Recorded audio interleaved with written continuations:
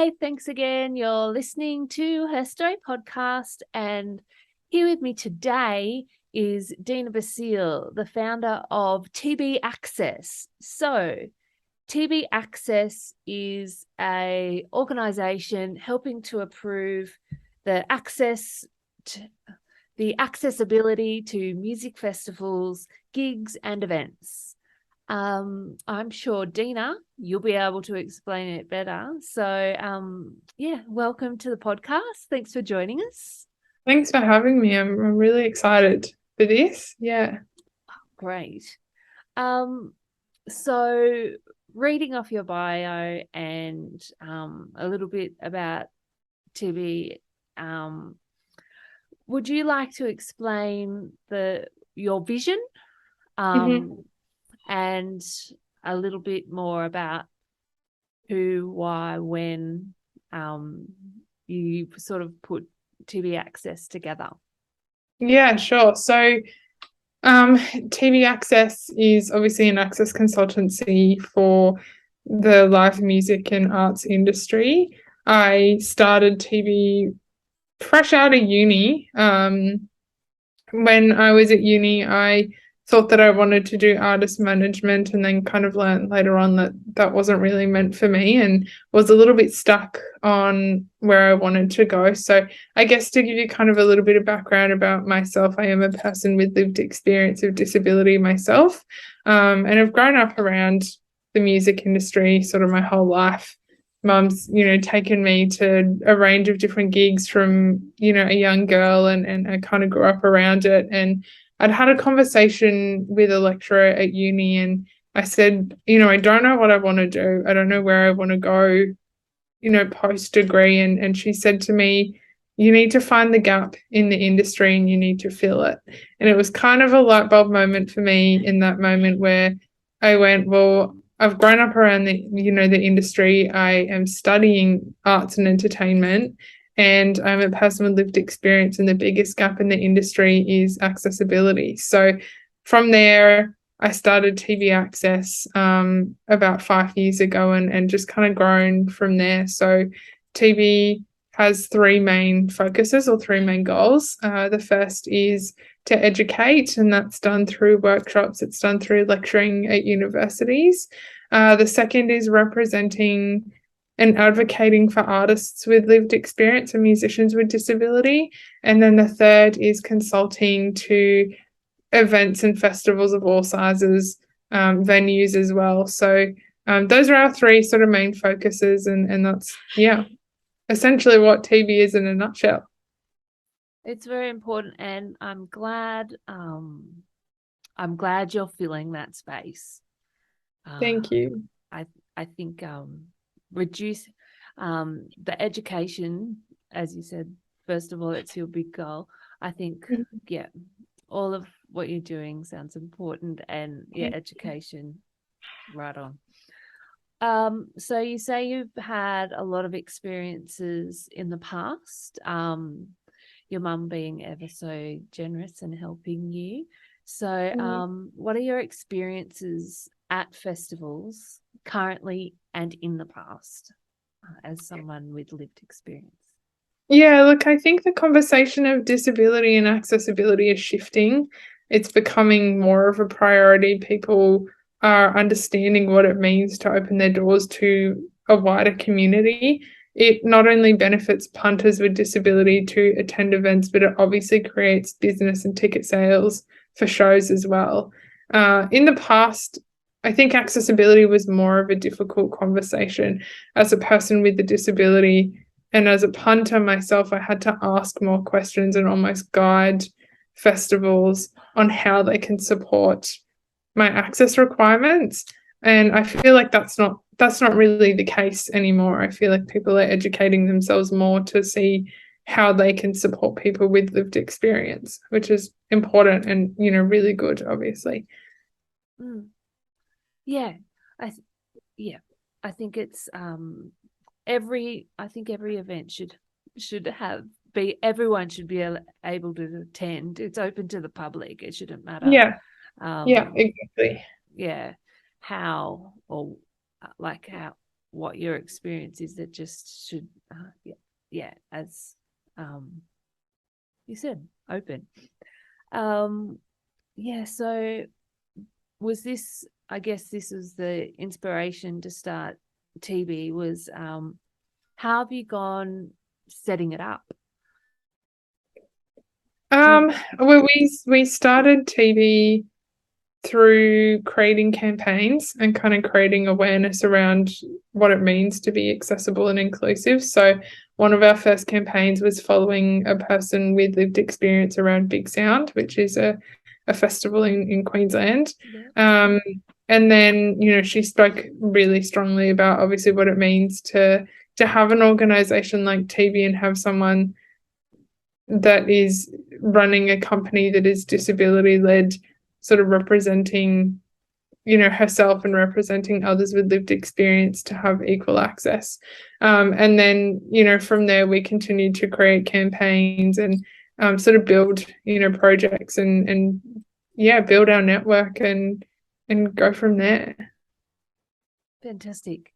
And I guess where would you be now? What are your 2023 goals? That's a really good question. So earlier this year in March, we created our first accessible festival, Groove Tunes, and we held that at the Corner Hotel. So one of the biggest goals for us is to have Groove Tunes every year, to make it annual. So obviously 2023, we want to bring Groove Tunes around again and continue to make it bigger and better. Things sort of started picking up for us really, really well pre-COVID, and then COVID kind of hit, and obviously the creative industries took a big hit to that as well. So kind of picking up on shows again and working on shows and just continuing to lecture and teach and build awareness around accessibility and disability is really important. So what's your opinion of the festival scene at the moment? We've had Dylan Alcott, the mighty Dylan Alcott, sort of debut the Accessibility Fest, and you've got Groove Tunes, and what also I'll ask that question and then sort of follow on from there. Okay. I think festivals are stepping up. I think they're taking initiative to create more of an inclusive experience, which is a step in the right direction. But, there's still a long way to go. People need to continue to upskill and learn about what disability and accessibility mean and how you can implement it. It's one of those things where if you don't know, you don't know, and it's up to people to upskill and to learn themselves so that they can support people to the best of their abilities. And are you seeing sensory spaces and sort of, you're in a wheelchair, are you seeing more wheelchair access around as well? And I went to a gig recently and there was Auslan. Are you seeing a lot more of that yourself? Yeah, I think so. I think, like I said before, you don't know what you don't know. So previously, if people weren't aware of what Auslan was, they didn't know that they could implement it into their shows. But now we're also seeing that when you apply for grants are asking you to have an accessibility plan and helping to fund that. So now that people can actually apply for funding for, ramps or viewing platforms or Auslan interpreters, things like that, we are seeing it more and more, which is really great. And having that information provided online is also really important, because if we as people with disability don't know that these facilities are available, then how are we to know that we can access them? So slowly but surely, things are coming together and people are definitely becoming more inclusive and more accessible. Great. All right. So How about venues? Are there stadiums and theatre that have better access? Do they have better access compared to smaller venues? Would that be sort of backing onto what you're saying there? Yeah, I guess it kind of goes back to Groove Tunes. Like we hosted the event at the Corner Hotel. The Corner is a fairly accessible space, but we were able to implement certain things like lowered bars and a sensory space to make it more accessible. So while those bigger stadiums have different builds and might be more accessible with ramps and lifts, smaller venues can actually do a lot to be accessible in their own way as well. So just because a space may not have as much funding as a stadium, there are still ways that they can implement different access features, which I think more and more people are again upskilling and learning about. So just to be clear, is this corner the corner in Melbourne? In Richmond, yeah. Okay. Yes. Yeah. Cool. The infamous corner. I love it. So what does it offer the industry, I guess? Is that more ticket sales, having a better educated audience? I'll let you answer that. Sure. Well, yeah, I mean, it offers obviously more ticket sales, more money. 1 in 5 people are living with a disability in Australia, which is a big number. And, typically when we go out to events or go out to places, we don't come alone. We're coming with a support worker or a friend or family members. So if you're turning away one person, you could essentially be turning away 2 to 3 or 4 more people, which is a big loss. So, apart from obviously that financial side of things, you're also, welcoming a new audience and a new group of people that are often not included. And, the disability community talk amongst one another and, we'll have conversations about what shows or what venues are most accessible and where we feel most welcomed and supported. Which is important. And, you're again gaining a whole new audience and a whole new sort of fan base as well.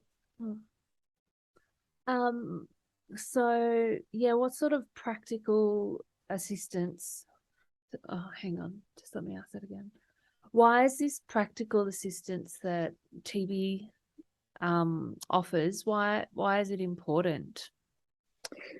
I think it's important because it's hands-on. We offer one-on-one consulting, with an access consultant with an entertainment business background and a degree, and then, lived experience of disability as well. So I don't think there are many companies that offer such personalized and such a specific service like mine.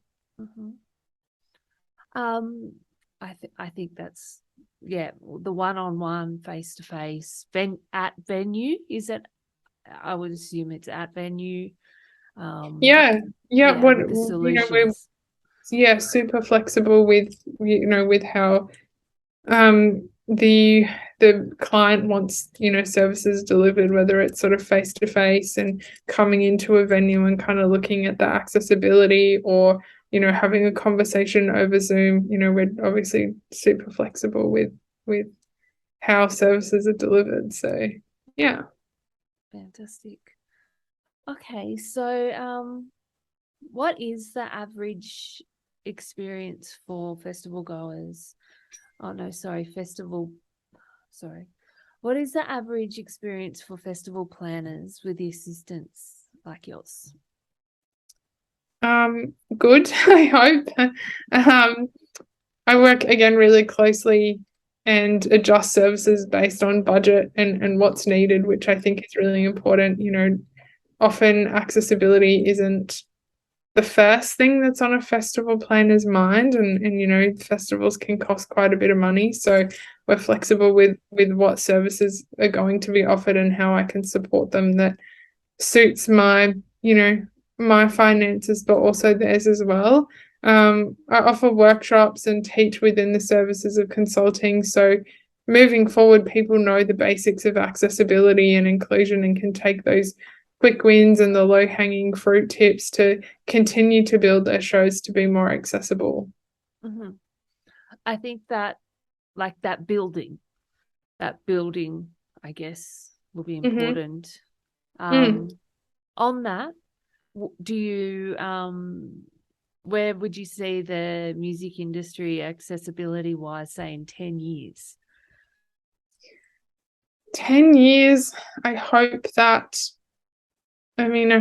then that, things like Auslan, things like, really great viewing platforms and sensory spaces are just the norm. I hope that we're heading in that direction.